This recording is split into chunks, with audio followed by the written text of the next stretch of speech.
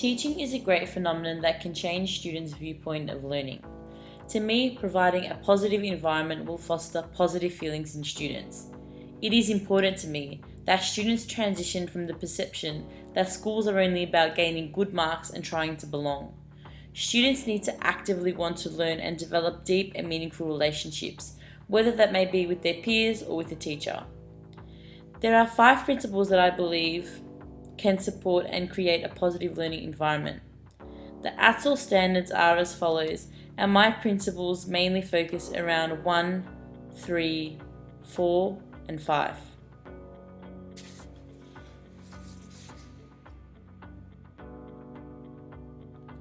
The first principle I believe is important is to create a classroom that is safe, inviting, and stimulating. The first thing I believe is important to consider is the physical setting of a classroom. A safe, clean, comfortable, and attractive classroom can stimulate learning and help build a classroom community. McCool 1990 and Walker 1995 found that a well-structured classroom can enhance students' academic and behavioural outcomes. Teachers should consider the classroom cleanness, light, temperature before students enter the class. Although these may sound like simple considerations to discuss, these factors set the mood of students as soon as they enter the class. If students enter the class and feel as though it is too warm, for example, they are more prone to disengagement.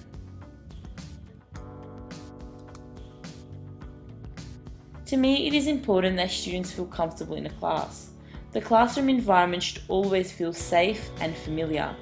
One way this can be achieved is by encouraging students to make the classroom space their own.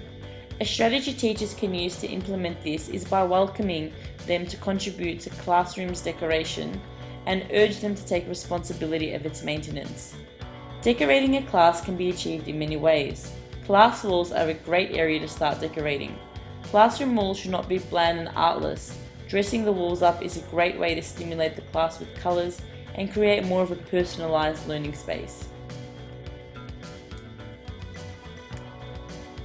Student seating arrangements is another significant element that is able to contribute to how inviting and stimulating a classroom is. Higgins, year 2005, noted that the desk arrangements can affect students' overall achievement and attention. In my class, I aim to prompt group activities and discussions as frequently as possible. I want students to feel connected and less isolated in learning activities. Clustering the desks into small groups promotes student-to-student interaction.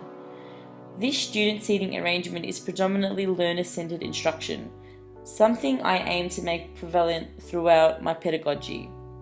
Through this seating plan, students develop skills such as communication, problem-solving, collaboration, and more. These clusters can further aid in students feeling safe and comfortable and encourage them to share ideas. This will strongly lead to the adaptation of a positive classroom environment. This seating arrangement, however, also lends itself to off-task behaviour and large increase in noise levels and distractions. One way to overcome this limitation is via behavioural management strategies, for example, having some of the tables arranged in a traditional format and moving students there if they are unable to work cooperatively.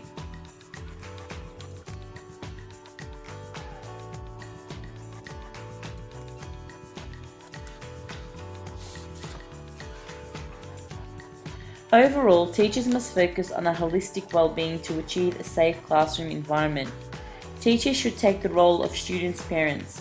Maxford Mannon compared a student-teacher relationship to a parent and their child, stating that in a classroom, a student's well-being is the teacher's responsibility to portray the role of parents. We therefore have a duty of care to reduce risks for our students by supervising, making sure equipment is safe, preventing bullying, and assisting with any student injuries. It is suggested that promoting social and emotional well-being leads to improved behaviour, increased academic achievement, and better health, hence an overall positive environment. My second principle is to build a positive relationship with students and to generate strong rapport. Thompson 1998 quoted, "The most powerful weapon available to secondary teachers who want to foster a favourable learning climate is a positive relationship with students." I believe to be an effective teacher, you simply have to care about your students. Effective teachers should portray a passion in helping their students learn. I think it is critical to form a warm and caring relationship with students. However, also set high expectations and push students to meet them. By having this attitude, students are more likely to feel as though their classroom holds positivity and familiarity. Mazzona U 2003 states that students will resist rules and procedures along with the consequent disciplinary actions if the foundation of a good relationship is lacking. Bertwan Raven also explains that teachers should aim to gain reverent power from their students and how this specific power is the most influential power on student behavior. It is simple. If teachers and students respect each other, this will lead to a situation where the teacher and students are working towards a common goal, resulting to a positive classroom environment. Some pedagogical behaviors I believe can aid in formulating a strong rapport include the following: learning to call students by their name. Learn something about students' interests and hobbies and aspirations. Create and use personal relevant class examples. Arrive to class early and stay late to chat with your students. Get online and use email and increase accessibility to students. Reward student comments and questions with verbal phrase. Lighten up, crack a joke here and there. Make eye contact with students without staring or glaring. Be respectful at all times. Getting to know students and building a rapport is of importance, however, it is only the foundation of building a positive relationship with students. Some pedagogical strategies that may further impact a positive relationship with my students include: be positively contagious. Research shows that emotions are contagious. Sincere smiles, patient, kind words, encouragement, and positive energy infect people in a positive way. Celebrate success. One of the simplest, most powerful things teachers can do for themselves and for their students is to celebrate daily success. Instead of thinking of all the things that went wrong at school each day, focus on all the things that went right. Expect to make a difference. When positive educators walk into their classroom, they expect to make a difference in their students' lives. Educators should come to school each day thinking of ways they can make a difference and expecting that their actions and lessons will lead to a positive outcome for their students. Believe in your students more than they believe in themselves. When I was in school, my teacher believed I was able to handle maths at a specialist level. I honestly thought there was no way I was able to pass the class and achieve highly through assessment. To my surprise, the teacher was right and I excelled in the subject. This indicates that teachers have the power to help students reach levels they may believe they are unable to reach. All these factors really help in building a positive classroom environment because they generate positive vibes within students. However, a major limitation and challenge related to these strategies is the misinterpretation students may formulate in response to the teacher's effort in building a professional student-teacher relationship. Some students may, for example, gain the impression that the teacher wants to get to know them better due to personal means. This can be avoided by keeping a professional barrier with students. If you feel as though the topic is heading the wrong way or the conversation with the students is getting too personal, shift the topic back to an academic focus or remove yourself from a similar situation by suggesting, let's go back to work, or I'm going to see what the other students are up to. It is all about balance. You must care about your students, but only to a certain extent, and a professional barrier is constantly standing between yourself and your students. Principle 3 is specific learning preferences and needs are catered for. Kelly quoted, "Everybody is a genius, but if you judge a fish on its ability to climb a tree, it will live its whole life believing it is stupid." This metaphor demonstrates that everybody has the capability to learn, provided his or her ability and needs are considered. Every single being differs in one way or another. No two people think nor learn the exact same way, and this is due to a range of factors. Some factors include past experiences, ability levels, engagement capacity, cultural diversity, social economic status, and the various values and goals that individuals commit to. It is paramount that teachers understand this. Each classroom contains a diverse group of students that differs in these characteristics, which in turn influences how students prefer to learn. My stance on this topic is that teachers must hold the responsibility of identifying and targeting preferable learning styles and needs for their students. Teachers should further respect all types of student diversity, whether it may be from their physical ability levels to student origin. Vygotsky, the founder of social constructivism, believed that children learn from their physical environment and therefore their way of learning, their needs, their interests and ability is all different from one another. Kolb's model states that concrete perceivers absorb information through direct experience. Abstract perceivers use observation. Active processors make sense of something by immediately using the information, while reflective processes reflect on the information instead. In order to account for these differences, and in correspondence to my theory in use, it is essential that educators teach students in a way that they prefer to learn and process information. Students who are learning in a way they would like to is key to achieving positive attitudes in a classroom. The process of catering for learner diversity is known as differentiation. Convery and Coyle define differentiation as the process by which teachers provide opportunities for learners to achieve their potential, working at their own pace through a variety of relevant learning activities. It is important that teachers incorporate differentiation into their pedagogy because it will help create a positive classroom environment for students as they are receiving a somewhat more personalized approach. Hence, students will feel that their needs are being noticed and met. This in turn will optimize their learning experience and make them feel less intimidated in the classroom. A teacher can account for differences through utilizing a scaffolding strategy. This is where the educators provide students with assistance and gradually decreases the amount of help given until the students learn to work independently.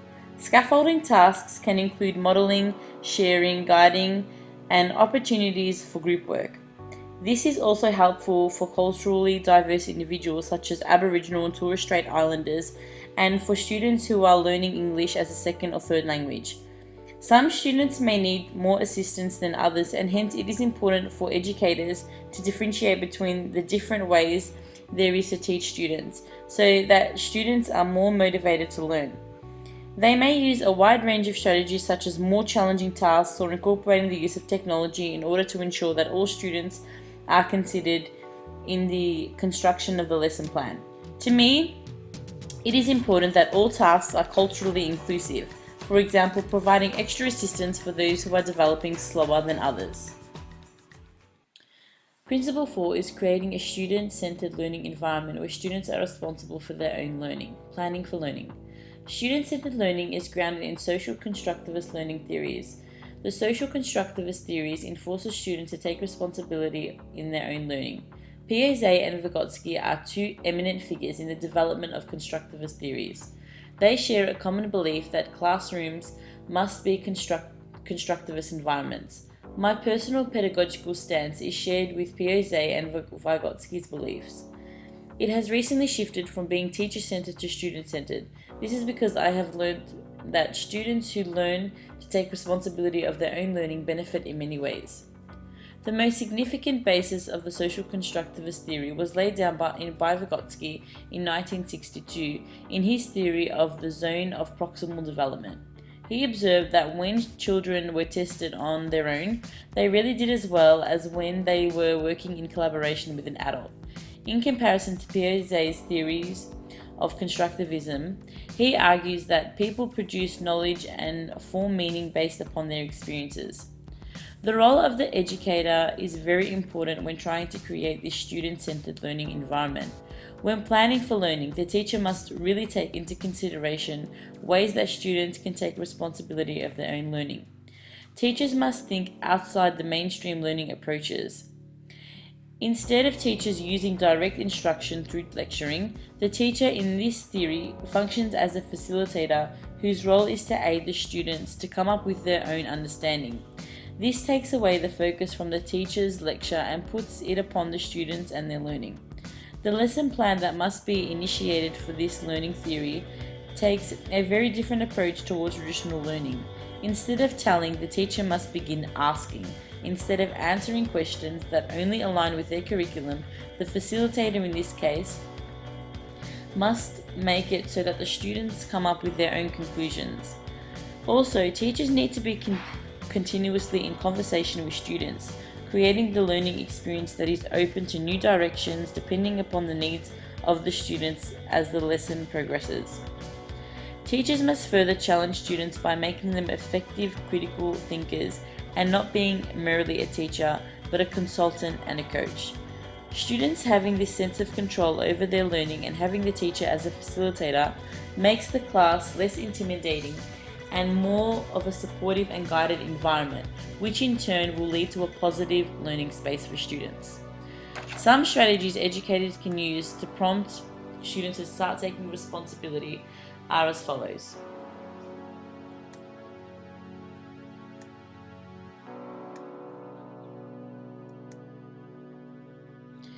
Beneficial factors that come with developing a student-centered class includes increased likelihood of active and deep learning, improved engagement levels, gain or enhance several skills like communication, public speaking, and understanding how to take responsibility of their learning. There are also challenges and limitations educators may face. The main issue of developing a class where the learning is student-orientated, it must involve all students' cooperation and participation. Some students may be difficult to get them to stay focused on the topic, and so critical time can be wasted. Other students may be shy or may generally prefer direct instruction. Student-centered learning also consumes more time for planning the lesson in comparison to traditional teaching approaches. Principle 5 is assessment feedback is thorough and results are justified extensively. Humans learn best through making mistakes and learning how to avoid repeating those mistakes again. Adequate information must be provided so the person understands why such a mistake has occurred and is able to prevent it in the future. Without sufficient feedback, the person may lack clarity to what caused the mistake and do it again at a later stage. This concept is the same with students and assessment. To make students feel as though they are in a classroom with a positive environment, they need to fully understand their progress and growth and what they need to do to continue to develop their understanding. Students generally least favor the assessment feedback stage. This is because students feel as though the feedback on the assessment is unhelpful or unclear and may sometimes even be demoralizing. Additionally, students sometimes report that they are not given guidance as to how to use the feedback to improve subsequent performance. Even worse, students sometimes note that the feedback provided is too late to be of any use or relevance at all. Many teachers agree that students are less concerned and in some cases don't even take note of the feedback comments, and their main focus is the mark. Hence, considerations related to how teachers can ensure students use their feedback must be addressed. Duncan U 2007 commented that students usually don't even read the comments educators leave after the completion of marking. There are a number of strategies that can be used to maximize students' engagement with the assessment feedback process. One strategy is to encourage student reflection on the feedback comments, is to give a provisional grade, but invite students to talk about their work and potentially earn a higher grade. Another way is to enforce students to get them to read the feedback comments is by withholding their grade altogether until students have read the comments and indicated this in some way. I believe teachers must take the time to really focus on generating in-depth and exclusive feedback comments. I think without these comments, students are being cheated on a given opportunity of improvement. My stance on assessment feedback further indicates the need to provide students with feedback shortly after the assessment is handed in. I really believe that students who receive feedback quickly are more prone to understand the comments because the completion of the assessment was not so long ago. Assessment is a key part of any teaching program. Assessment needs to be ongoing, continuous, diagnostic, formative, and summative. Formative assessment is what I aim to incorporate repeatedly in my routine and rituals throughout my practice. Formative assessment is when the educator checks for understanding in order to guide instruction. It is used during instruction rather than at the end of the unit or course of study. If it is used correctly, it may slow down the teaching plan. However, students are more prone to understand the topic instead of moving on the next section and lacking the required underpinning knowledge. It is important to me that I keep checking where my students are so I know if they are ready to move on to the next section of content. I also think this form of assessment is less intimidating and gets students to gain confidence with summative assessments like exams at the end of the year. Thank you.